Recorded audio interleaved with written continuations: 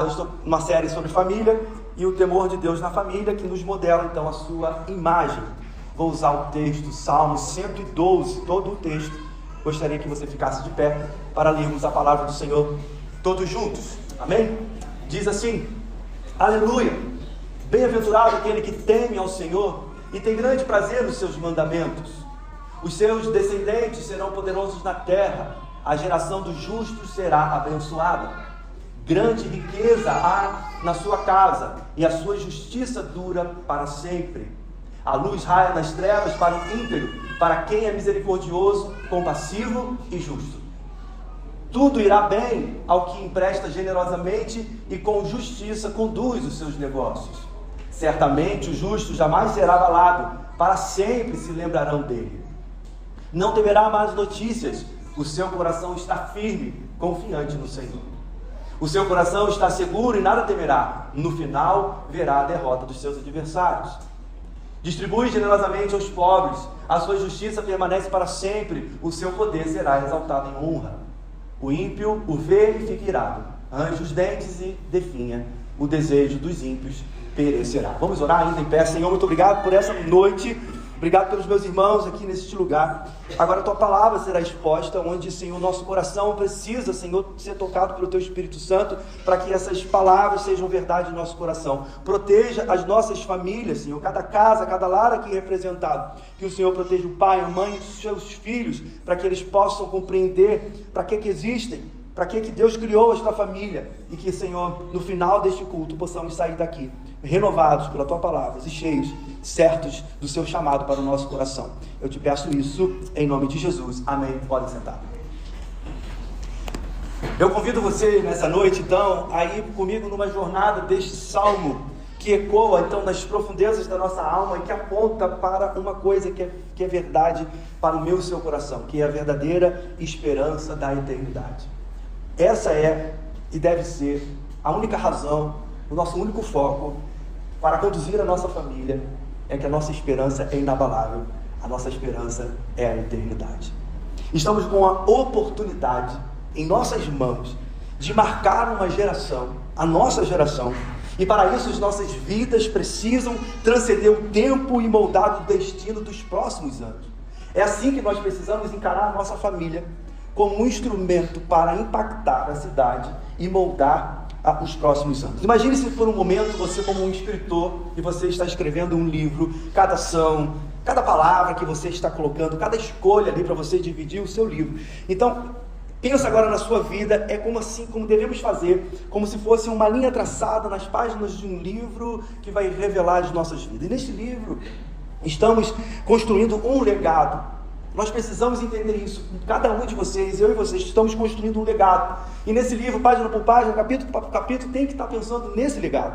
E eu estou então assistindo, eu falei isso num grupo pequeno semana passada, 44 anos, eu não sei onde eu estava, eu estou assistindo, terminei na verdade, sábado agora, O Senhor dos Anéis. Olha só que vergonha, né? Senhor dos Anéis agora, Patrícia. Que coisa, né? Perdeu tempo, não é isso?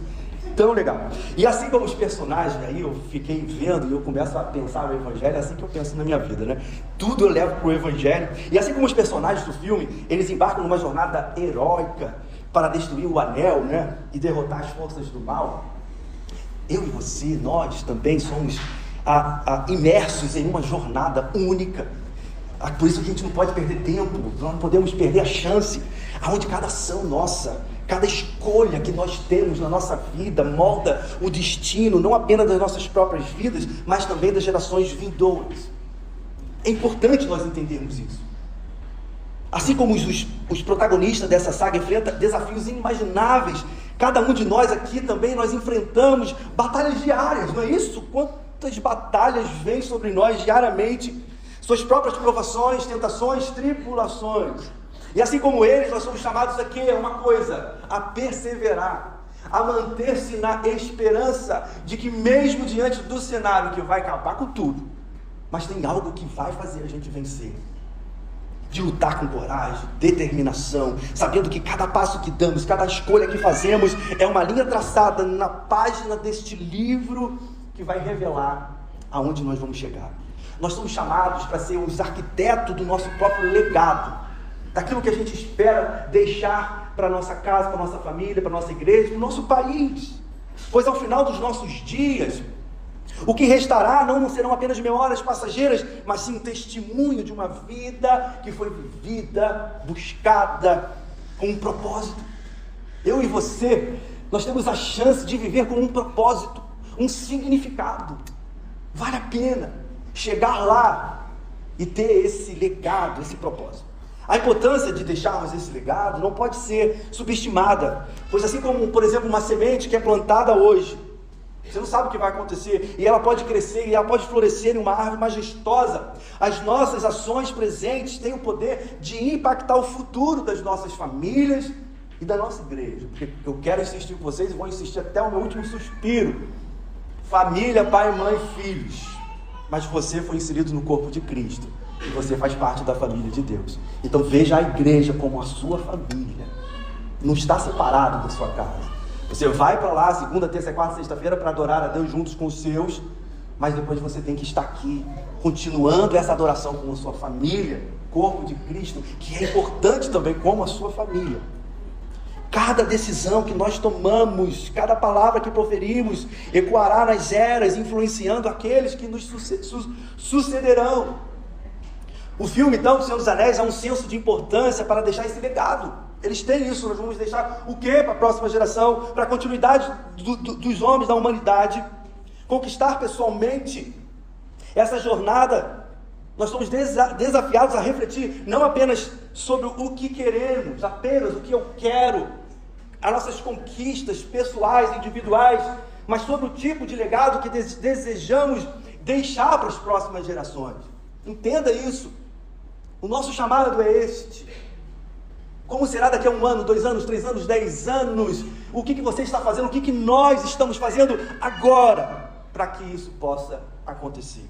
Como disse C.S. Lewis, você não pode voltar atrás e mudar o começo, mas pode começar onde está e mudar o final. Que possamos, portanto, ser dirigente em nossa busca para construir esse legado que honre a Deus. O legado tem que ser sempre pensando no Evangelho. A nossa vida tem que estar sempre moldada pela palavra de Deus, aonde Deus será glorificado, e além de Deus ser glorificado, abençoar aqueles que nos cercam. Pois ao escrevermos então a página desse nosso livro, das nossas vidas, com fé, amor, integridade, nós estamos moldando destinos de nossas famílias e deixando um testemunho eterno de nossa fé e devoção ao Senhor. Que essa jornada nos inspire, então, a cada dia com propósito e paixão. Deixar um legado que ecoará através dos séculos, do tempo que ainda existirá. Quando eu plantei essa igreja, e nós fomos lá na igreja presbiteriana de Copacabana, uma igreja linda de mais de 100 anos, lembra o que eu falei?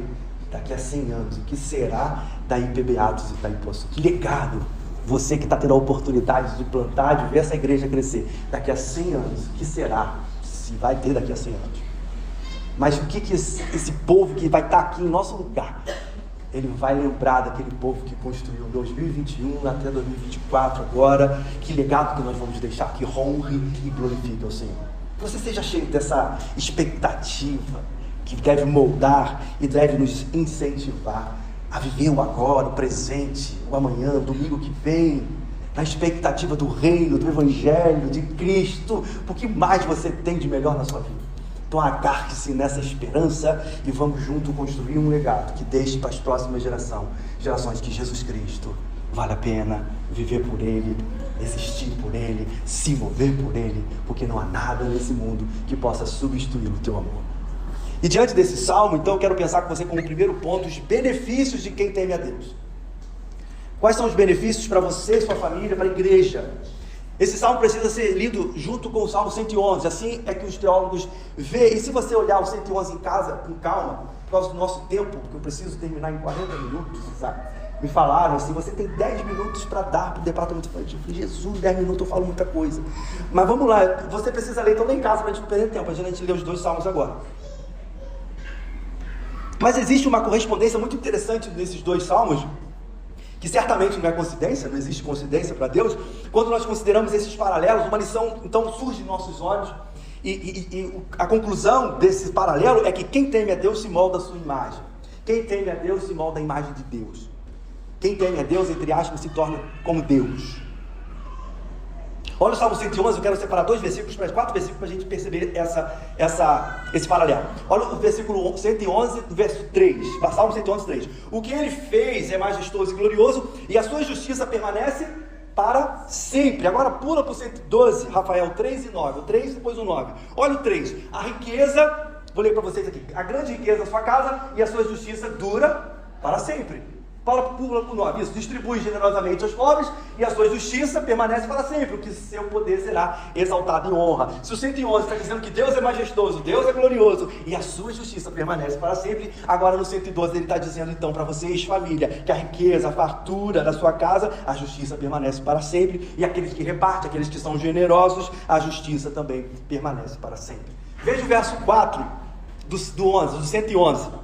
Vai dizer assim, ó, ele fez lembrar as suas maravilhas, o Senhor é misericordioso e compassivo. Agora vai para o 112, Rafael, o verso 4, vai dizer, está rápido, hein? A luz raia nas trevas para o íntegro, para quem é misericordioso, compassivo e justo. Mesma coisa, percebe aqui o paralelo? Está dizendo que Deus vai mostrar as suas maravilhas ao seu povo, porque Ele é misericordioso e Ele é compassivo. Mas aqueles que não estão mais em trevas e têm o temor do Senhor, esses que Deus se transforma em justo, em íntegro, que as trevas não mais dissipam o seu ser e o seu coração, esses são chamados de quê?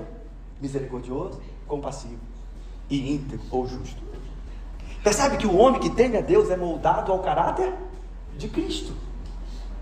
Temer ao Senhor vai fazer com que nós revelemos, possamos mostrar para as nossas famílias, igreja e mundo, o caráter de Cristo Jesus. O Salmo inicia sua poesia destacando os inúmeros benefícios reservados para aqueles que temem ao Senhor. O temor de Deus não apenas assegura a bênção individual, mas também estende sua influência nas gerações futuras. Lembra dos Provérbios, capítulo 22, verso 6, que ele vai nos ensinar? Educa a criança no caminho em que deve andar, até quando envelhecer, não se desviará dele. O temor do Senhor não só traz prosperidade espiritual, mas o que o temor do Senhor faz? Ele molda o caráter e o destino de toda a família. Amém? Há vários benefícios para quem teme a Deus. Não passaremos nessa vida sem deixar a nossa marca. Assim eu espero para vocês. E para isso nós precisamos pensar em Deus, nós precisamos pensar em Sua palavra e nas pessoas. Grave isso.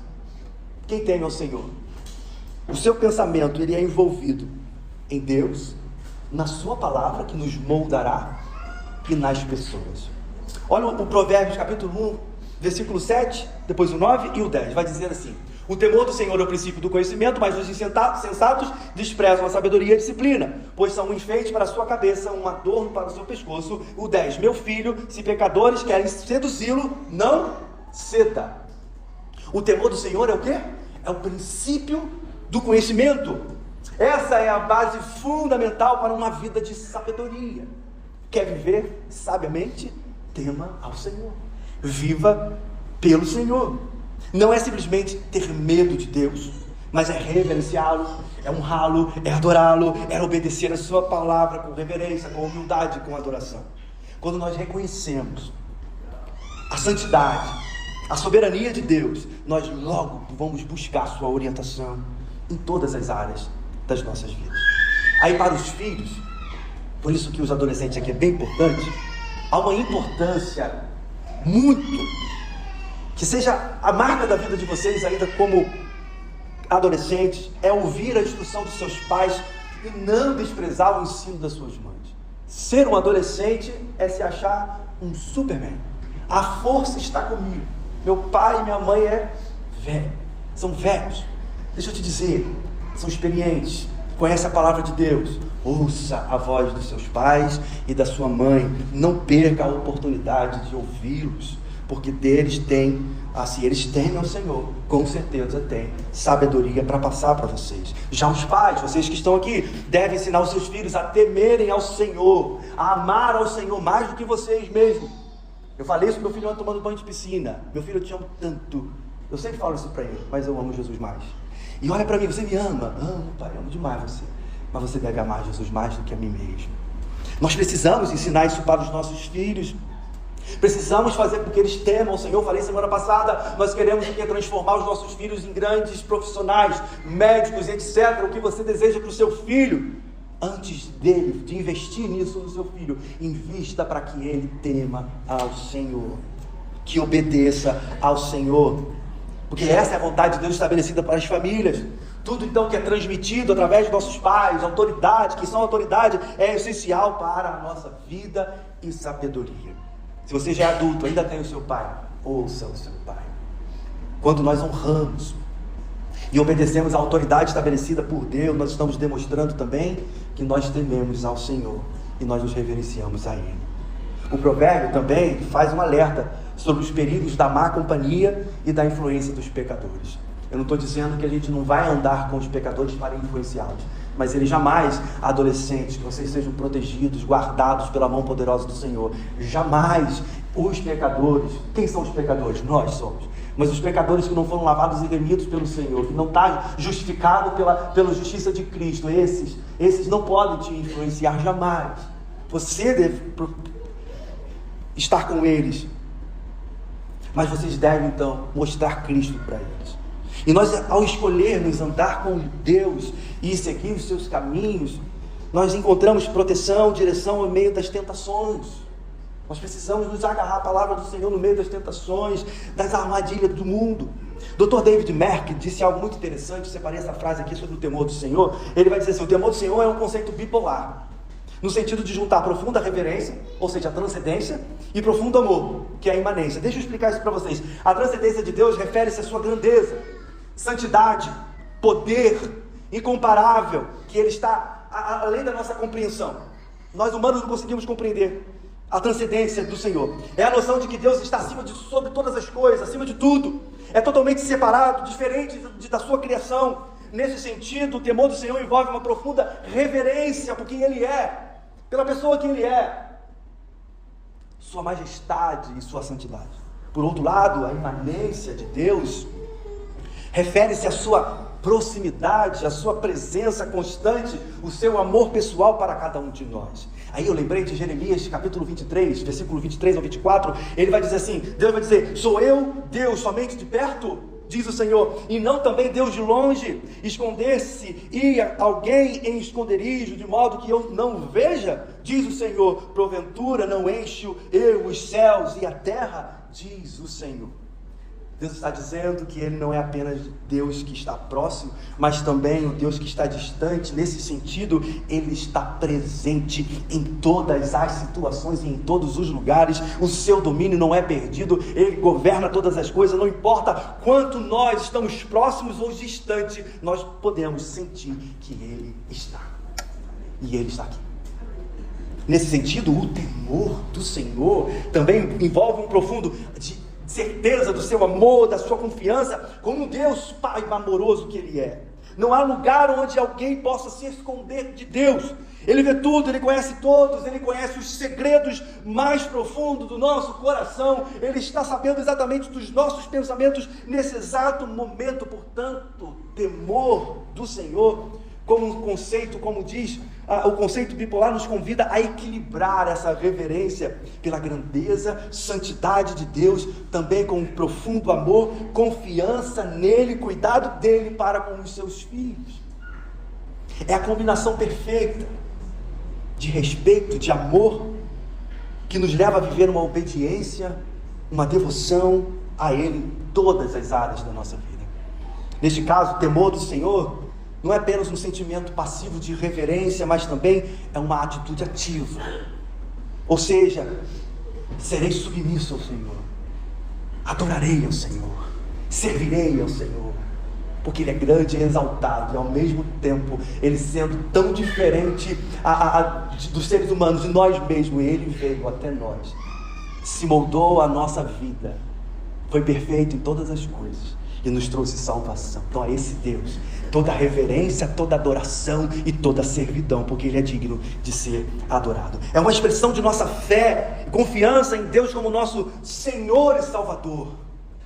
É uma demonstração do nosso compromisso de viver em conformidade com a sua palavra, os seus princípios, os seus valores, que jamais nós possamos perder isso de vista na consciência, quais são os valores, quais são os princípios de Deus para nós. Deus não mudou, meus irmãos, Deus não muda. Ele é o mesmo ontem, hoje e será eternamente. Que possamos então nos curvar diante desse Deus e viver para Ele, para todo sempre. Segundo ponto, a bênção de quem teme a Deus. Olha o verso 7 comigo do Salmo 112.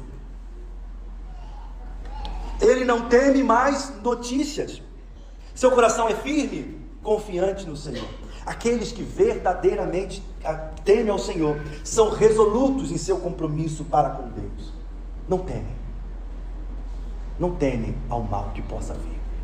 Não temem ao homem ou mulher, tal seja o mais poderoso sobre essa terra. Porque nós estamos confiantes no Senhor. Ele está firme, enraizado. E se a nossa fé estiver nele, nessa raiz, que possamos então viver na plena confiança nele, não importando as circunstâncias ou desafios que possam surgir em nossa vida, não importa.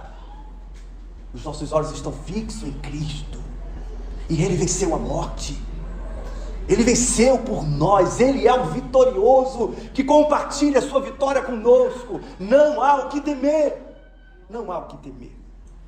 Confiar no Senhor, aconteça o que acontecer, meus irmãos, é um testemunho poderoso de uma fé inabalável desse homem, desta mulher. Ele não vacila em sua devoção a Deus, mesmo quando enfrenta dificuldade, adversidade e incertezas, luta ou morte, diagnóstico mais terrível na vida. Enquanto estiver fôlego em mim, eu te louvarei. É para isso que você foi chamado e é para isso que você vive. Para amar ao Senhor acima de qualquer circunstância e servi-lo com todo o seu ser. O seu respirar é por causa de Cristo. O seu levantar é por causa de Cristo. Ame a Cristo. Adolescentes, ame a Cristo mais do que aquilo que mais te faz ver nessa mundo como desejo. Cristo é a sua esperança e vida, restauração e certeza de que o amanhã pertence a Ele, somente a Ele, e que nada foge das suas mãos. Não há o que temer.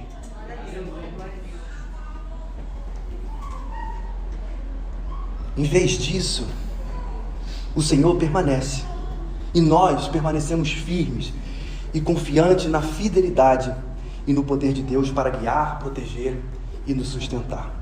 A vida se torna uma resposta. É isso.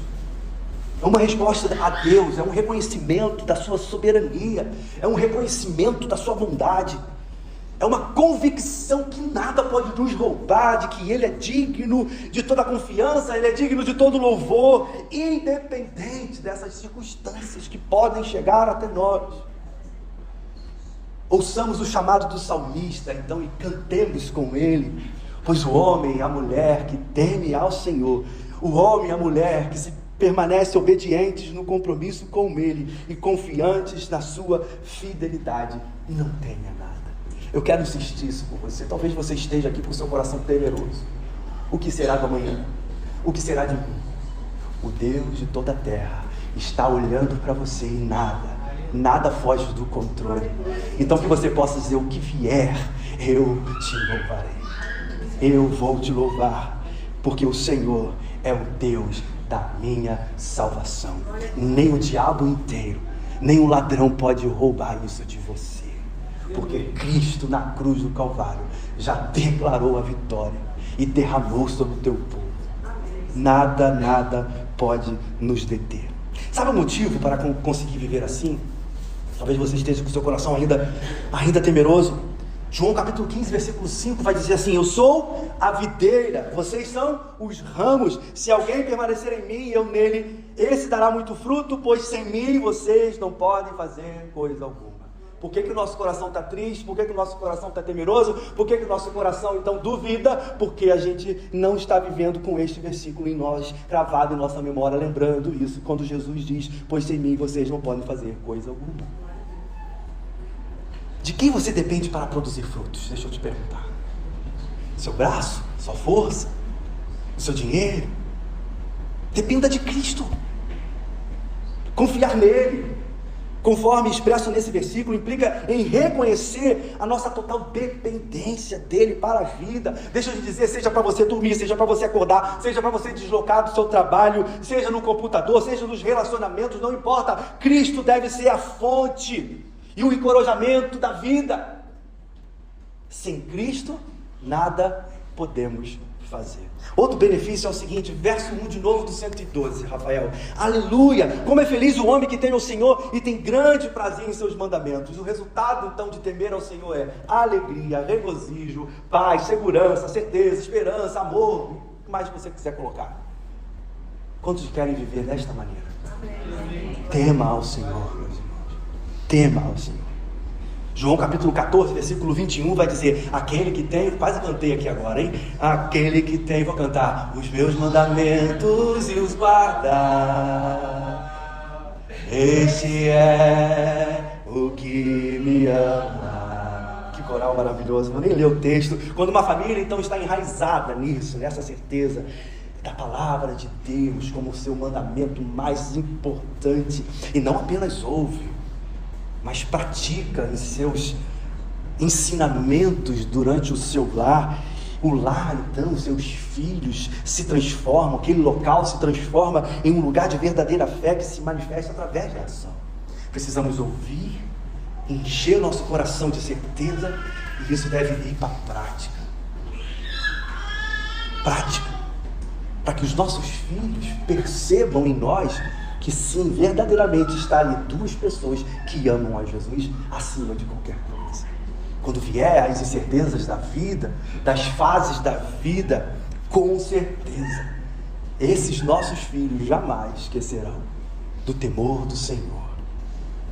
Devemos ser famílias comprometidas primeiramente com Deus, não apenas falando sobre a palavra, que devem falar a palavra, não é isso que eu estou dizendo, mas vivendo de acordo com ela. Nós precisamos ser pessoas que andam no caminho de fé e da obediência dos mandamentos do Senhor.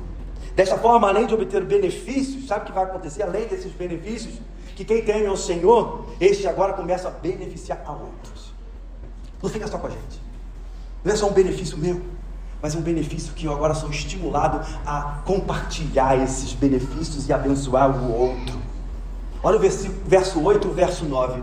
O seu coração está seguro e não teme a nada, no fim verá a derrota dos seus adversários, reparte generosamente com os pobres, a sua justiça permanece para sempre, o seu poder será exaltado em honra.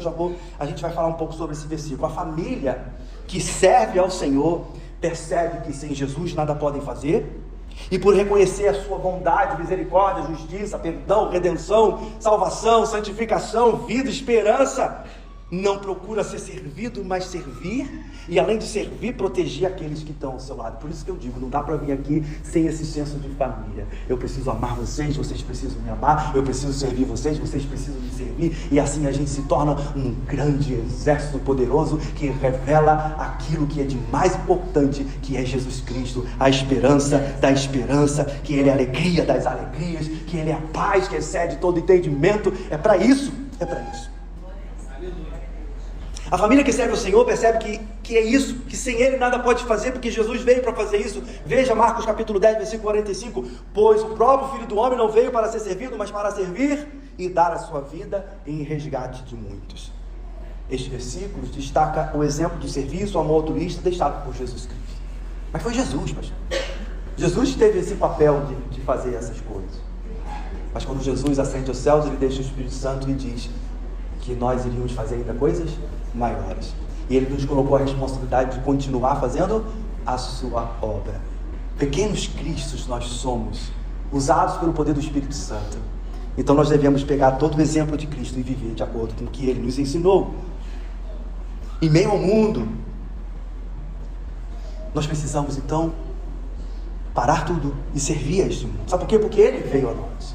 Ele veio a este mundo não para ser servido, mas para servir, para sacrificar a sua vida pela redenção de todos aqueles que nele crê.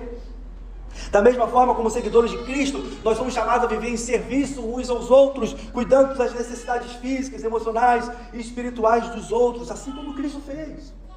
Precisamos amar uns aos outros, ajudar uns aos outros, servir uns aos outros, como nós estamos estudando na Escola Bíblica Dominical. Isso implica em um estilo de vida que nós buscamos, então, ativamente oportunidades para servir e sacrificar em benefício dos outros, refletindo o amor e compaixão de Cristo em nossas vidas.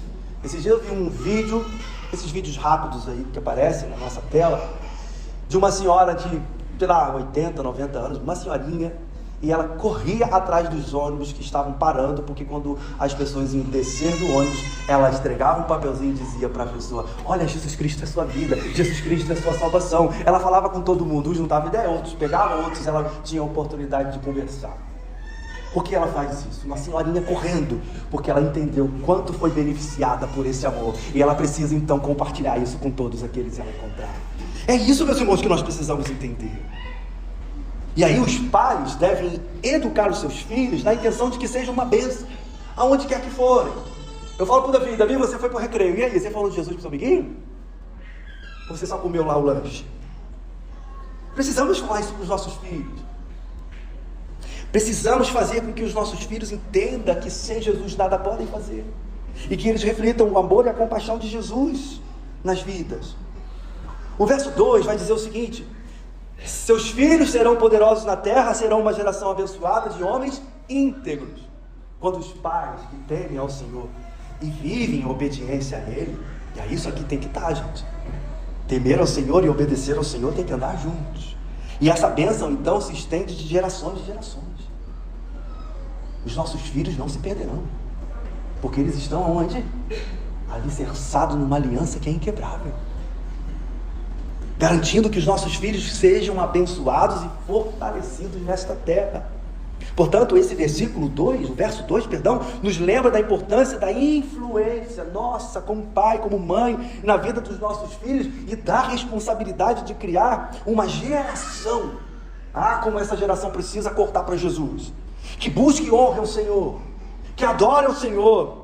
É uma promessa de que quando vivemos em temor e obediência a Deus, Ele, o verso vai dizer, Ele abençoa não apenas nós, mas também as gerações futuras. Quer deixar um legado, quer deixar-os daqui a 10, 20 anos, os seus filhos no mundo melhor. Igreja do Senhor, volte a temer ao Senhor. Precisamos desejar isso, um legado eterno. Não é um legado onde possa fazer isso também, ter uma profissão que vai ganhar 10, 15, 30 mil reais. Mas acima disso, que seja uma geração que tema ao Senhor. Que tema ao Senhor. Esse é o nosso legado como pai e mãe. Precisamos entender isso. Façamos a nossa família a adorar a Cristo, amar a sua palavra e abençoar aqueles que estão ao seu redor, assim como Jesus fez. Jesus, a paixão dele pelo Pai, a paixão dele pela palavra e pelas pessoas, isso também a nós, paixão por Deus, pela palavra e pelas pessoas, reflete um coração que é transformado pela graça de Deus. E nós podemos experimentar isso aonde? Em nossa família. Por causa de quê? Por causa da morte, por causa da ressurreição de Cristo Jesus. Então, meus amados irmãos, família do Senhor, pai e mães, e filhos adolescentes, rendam-se a Cristo. Filhos, rendam-se a Cristo. E sejam capacitados pelo poder do Espírito Santo a deixar um legado eterno que glorifique o nome do Senhor. E por último, legado do justo. O verso 9, a parte B, diz: a sua justiça permanece para sempre. A afirmação de que a sua justiça permanece para sempre ressalta a natureza duradoura e eterna da justiça do justo. Enquanto as ações dos ímpios podem ser temporariamente recompensadas e punidas, logo vai ser punida, a justiça do justo é estabelecida sempre por onde? Pelos olhos de Deus, pelos olhos do Senhor. Além disso, o verso 9 vai trazer para nós, vai declarar que o seu poder será exaltado em honra. Isso sugere que a generosidade, a justiça do justo não passam despercebida dos olhos do Senhor. Ao contrário, vai dizer que são exaltadas e honradas por Ele. Promessa. Aqueles que temem o Senhor serão exaltados e honrados por Ele, mostrando a importância, mostra para a gente a importância e o valor que Deus atribuiu às tais atitudes. Percebe então a importância de temer ao Senhor? É promessa de Deus, meus irmãos, de que as bênçãos se estenderão sobre a sua descendência. Pais, quantos creem nisso? Amém? Quando um homem e uma mulher temem a Deus, os seus filhos são abençoados de várias maneiras. Primeiramente, eles são capacitados espiritualmente para viver uma vida de justiça, de retidão diante de Deus e diante dos homens. A geração, então, ela é fortalecida pelo exemplo e ensinamento dos pais. Como eu louvo a Deus pelos meus pais. Como eu louvo a Deus pela minha mãe hoje, falei com ela. Porque eu amo a Jesus, é óbvio que foi o Espírito Santo. Mas eu tive pais que me mostravam que Jesus era a única esperança. E vai chegar uma hora que a gente é encarado a vida e a gente tem que escolher. Não é assim? Todos os adultos aqui, não foi assim? E aí? O legado dos pais deixa uma marca aonde os filhos vão escolher, em nome de Jesus, a estar aos pés de Cristo Jesus. Eles são capacitados para alcançar seus propósitos e fazer diferença significativa no mundo ao seu redor. E essa bênção não se limita apenas em sucessos materiais, poder, terreno aqui, mas inclui a capacidade de impactar vidas para o reino de Deus e promover o bem-estar na sociedade. Nós possamos fazer os nossos filhos ter a consciência: filho, você está indo para a escola, filho, você está indo para a universidade, vá, porque você foi capacitado para impactar os seus colegas de classe a ver Cristo Jesus. Escolha, peça a Deus para colocar alguém para que você evangelize e traga esse amigo para o reino, para Jesus Cristo. O homem que teme a Deus recebe honra, está no versículo 9 ainda na parte C. O seu poder será exaltado em honra. A palavra traduzida por poder é literalmente chifre, mas no sentido seguinte: seu chifre será exaltado em honra. O texto protege a imagem de um animal vitorioso, que foi vitorioso na batalha, que balança a cabeça e chifre sobre o inimigo vencido. É nesse sentido que o Salmo está dizendo. Ou seja, o homem que teme a Deus receberá honra e reconhecimento como vitorioso. O homem que teme a Deus não busca honra, obviamente, ou glória para si mesmo, mas é exaltado por Deus como um vitorioso. Essa exaltação não é o resultado de esforços humanos, não é. Mas é concedida pela bondade e graça, porque aqueles que temem o Senhor são considerados como vitoriosos. Enquanto o homem que teme a Deus pode receber honra e reconhecimento, a sua atitude fundamental é humildade, gratidão, reconhecendo que todas as bênçãos e realizações são provenientes do Senhor e da sua mão poderosa. Essa é uma expressão do princípio bíblico, que Deus honra aqueles que honram, demonstram sua fidelidade em exaltar aqueles que seguem os seus caminhos. A família que teme ao Senhor é uma luz que brilha no meio dessas trevas, dessa escuridão que há no mundo. Que nossos lares sejam essas luzes, irradiando o amor e a verdade de Cristo em nosso meio. Que o temor do Senhor, meus irmãos, permeie em cada aspecto de nossas vidas familiares, moldando-nos, sim, a imagem e glorificando o seu nome. E aí o Salmo termina no verso 10, vai dizer: o ímpio vê e fica irado, range os dentes e definha, o desejo dos ímpios se frustrará. O contraste entre o destino do justo e do perverso, como visto no Salmo, ele é ilustrado verdadeiramente em outra parte da Bíblia. Eu não vou aqui trazer com profundidade, mas sobre a história de Mordecai e Amã no livro de Esther. Enquanto Mordecai, um homem justo, que temia a Deus, foi honrado e foi abençoado, enquanto o outro, Amã, o inimigo do povo de Deus, encontrou um fim destrutivo e vergonhoso. Essa narrativa enfatiza então que aqueles que temem o Senhor possuem resultados de bênção, e aqueles que não temem ao Senhor, a maldição, porque ignoram ao Senhor. A memória do justo é abençoada, como expresso no Provérbio 10, verso 7. Enquanto o nome dos perversos é reduzido ao esquecimento e à podridão. Isso reflete a verdade de que aqueles que temem a Deus e vivem em retidão são lembrados, são honrados, enquanto os ímpios enfrentam a ruína e a obscuridade. Essa é uma promessa poderosa ilustrada nesse texto, que o princípio daqueles que temem a Deus, aqueles que obedecem ao Senhor e aos seus mandamentos, conduzem a vida e a bênção, enquanto a rebelião e a desobediência levam à destruição e o esquecimento.